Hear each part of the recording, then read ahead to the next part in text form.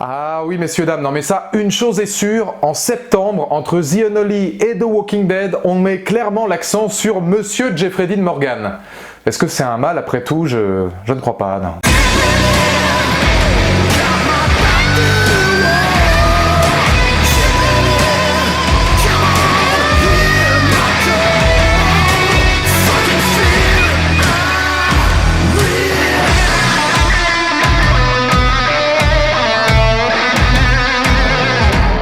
Bonjour à toutes et à tous, c'est Valou et bienvenue pour cette toute nouvelle vidéo, cette toute nouvelle critique. On continue les rattrapages du mois de juillet, du mois d'août avec The Unholy, le nouveau film porté par Monsieur Jeffrey Dean Morgan. On l'appelle Negan ou Denis Duquette dans le milieu. Bon, évidemment, sur cette chaîne, on le connaît bien. Produit par Sam Raimi, un film d'horreur intimiste, à petit budget, à peine 10 millions de dollars, c'est très peu de choses. Avec entre autres notamment William Sadler que vous avez peut-être vu dans The Mist, Les Évadés, La Ligne Verte. Un long métrage que vous avez certainement vu passer, ou peut-être même pas, que vous n'avez probablement pas vu, et c'est normal, puisque je ne suis même pas sûr qu'il ait été diffusé en salle en France. Je sais qu'il a été diffusé aux États-Unis et qu'il est sorti ensuite directement en VOD, et j'avais envie d'en parler parce que vous savez que j'aime bien, moi, de temps en temps, faire la critique de films un petit peu plus intimistes sur les acteurs que j'aime beaucoup. C'est le cas avec Shia LaBeouf, avec Jon Bernthal, avec Charlie Hunnam, avec Travis Fimmel, et effectivement aussi avec ce bon vieux Jeffrey Dean Morgan. Je suis pas un grand adepte du cinéma d'horreur, c'est quelque chose que j'essaie de plus en plus de découvrir, donc je le ferai encore cette fois, je le confirme, avec des yeux de néophyte. Ce sera une critique particulièrement humble sur une histoire mystérieuse, sur une histoire de possession, sur une histoire religieuse, bref, 3 sujets à mon avis qui peuvent faire le charme des films d'horreur. Qu'en est-il vraiment?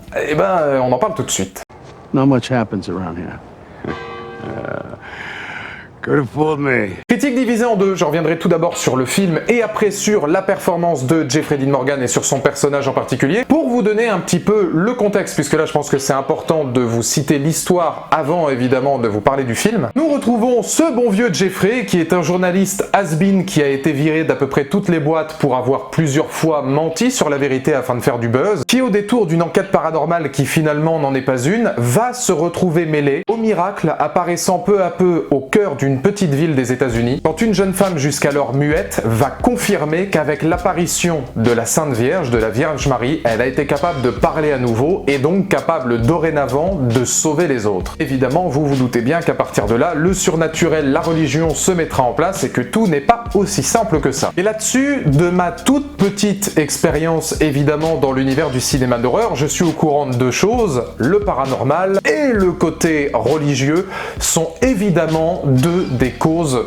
les plus probantes quand on a envie de faire un cinéma de genre, et ce sont 2 axes majeurs du cinéma fantastique, ou en tout cas du cinéma d'horreur. Il faut savoir que ce film-là a quelques idées particulièrement pertinentes, notamment vis-à-vis de la religion. Il y a une ambiance qui tend à se mettre en place. C'est un film qui n'est pas long, qui dure 1h30, qui prend vraiment le temps d'instaurer un climat, d'essayer de faire comprendre à son personnage et donc au spectateur que la Vierge Marie n'est peut-être pas celle que l'on croit, qu'il y a des apparitions inexpliquées, qu'il y a des choses dans ces miracles qui arrivent dans cette ville qui sont justement des choses qui ne sont absolument pas ce qu'elles devraient être ou ce que les gens imaginent, puisqu'on va avoir aussi tout au long du métrage une notion religieuse pertinente sur la croyance à outrance des gens qui vont venir ici pèleriner, qui vont venir comme de nombreuses autres villes qu'on va citer notamment dans le long métrage, et qui sont pour le coup des choses qui existent vraiment sur des lieux de culte, des lieux soi-disant miraculeux où les gens vont se réunir afin d'exaucer des prières ou afin d'avoir des miracles s'ils sont gravement malades, etc. Il y aura une sorte de culte de la religion qui est exprimé dans ce film et qui va prendre le temps de se mettre en place avec le regard athée et complètement borderline de Jeffrey Dean Morgan, qui aurait vraiment mérité d'être beaucoup plus développé, j'y reviendrai dans la suite de la critique, par le regard aussi de cette jeune femme qui a eu contact avec justement Marie, ou en tout cas ce qu'on pense au début être Marie, et le regard de William Sadler, le regard du curé, du prêcheur, qui est régulier aussi là-dedans. D'autres personnages arriveront justement aussi par la suite pour apporter ce regard-là, un petit peu comme l'exorciste, etc.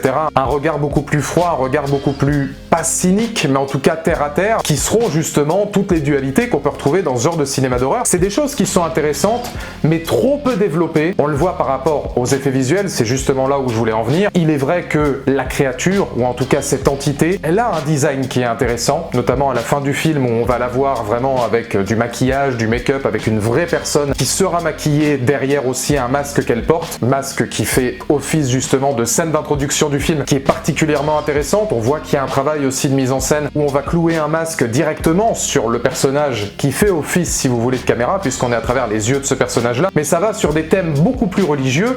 Quand effectivement le film reste de l'ordre du minimaliste, c'est bien. Mais alors les effets visuels ne fonctionnent pas. Et c'est dommage, tant finalement il y avait un potentiel dans ce film aussi artistique et créatif vis-à-vis du design de la créature, du design de cette entité, de cet esprit-là, puisque dès le moment où on passe sur des effets spéciaux, c'est absolument catastrophique. C'est vrai que c'est nanarland parce que c'est pas bien fait. On voit directement l'effet visuel où le budget n'était pas du tout conséquent. Et je pense malheureusement que même vis-à-vis du développement de certains personnages, qui est inexistant, on va pas se mentir, il est quasiment inexistant, que ce soit la relation entre protagonistes, les gens que Jeffrey Dean Morgan va tenter d'aider, les gens qu'il va rencontrer au fur et à mesure, ce sont des personnages clés qui sont mis au milieu d'une histoire sans véritablement les développer, sans véritablement aller plus loin, sans véritablement essayer de chercher à instaurer certes un climat, mais aussi quelque chose de beaucoup plus psychologique à travers ces personnages-là. Et c'est dommage parce que, en termes de réalisation, si elle est très classique, c'est vrai qu'il n'y a pas de soubresaut d'excellence, etc.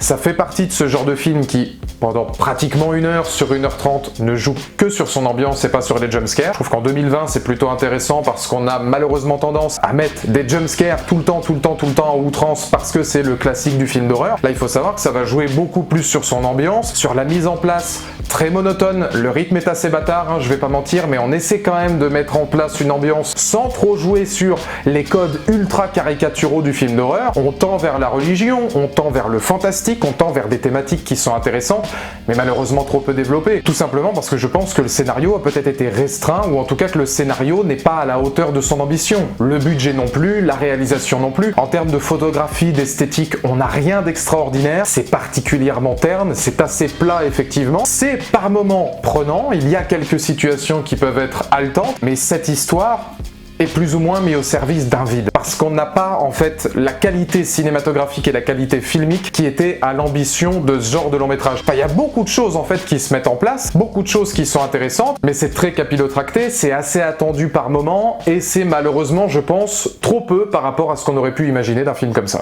Not much happens around here. Could have fooled me. Et c'est justement là où je voulais en venir dans le trop peu.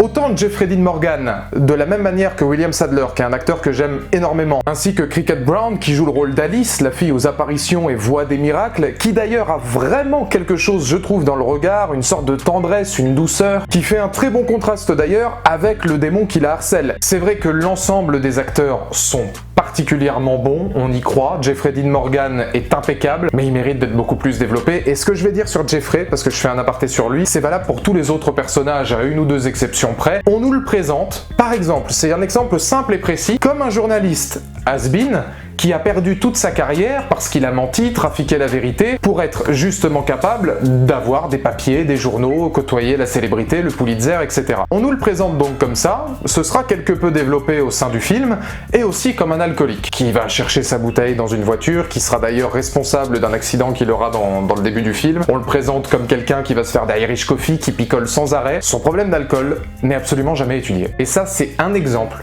parmi tous les autres que je pourrais citer, qui prouvent qu'il manque quelque chose dans The Unholy pour véritablement être à la hauteur de son ambition. Ce problème d'alcool, on peut le comprendre par rapport à la vie qu'il a, mais de la même manière que tous les rapprochements qu'il va avoir hormis vis-à-vis du personnage féminin principal, il va se rapprocher de certains protagonistes aussi. À aucun moment, il n'y a un véritable développement narratif. À aucun moment, il y aura un développement qui permettra de mieux rentrer dans son esprit. Et c'est dommage, puisque le film avait réussi un tour de force quand même assez intéressant, en faire le regard du spectateur, subissant les actions et les miracles en même temps que nous et essayant de comprendre d'un œil athée, devenant presque le visage du public face à ses apparitions, face à Alice, qui elle devient peu à peu l'enjeu phare du récit. Comme quoi il y avait une volonté, une ambition, et la balance entre être et subir aurait pu être intéressante. Et pourquoi je dis ça? Parce que le film est quand même produit par Sam Raimi. Sam Raimi, c'est un immense réalisateur qui a été capable de toucher à tout, hein. On pense au Spider-Man, on pense à Evil Dead, etc. Enfin, c'est quand même quelqu'un qui à un moment donné a touché à tous les genres, à tous les styles,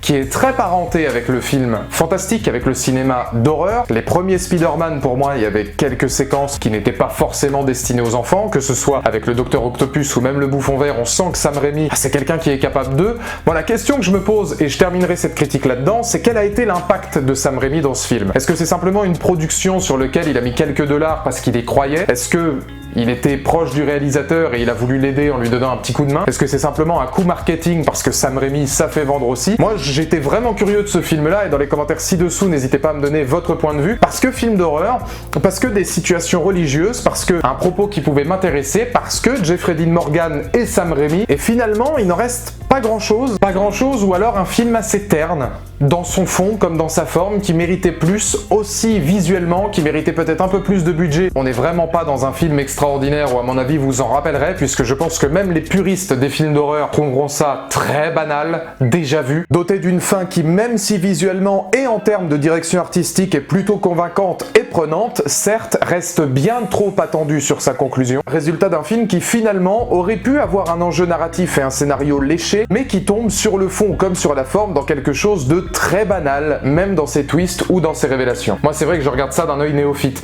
mais pour tous ceux qui ont regardé plus de films d'horreur, ce sera du déjà vu au possible, ce sera basique dans sa réal, dans sa mise en scène, dans sa utilisation musicale quasi inexistante. C'est vrai que c'est du très classique, mais il y avait tellement de thématiques en fait qui pouvaient m'intéresser que je trouvais ça intéressant peut-être d'aller encore plus loin. Et c'est malheureusement dommage qu'il soit pas allé plus loin parce qu'il y avait pour moi une ambition qui est pas développée.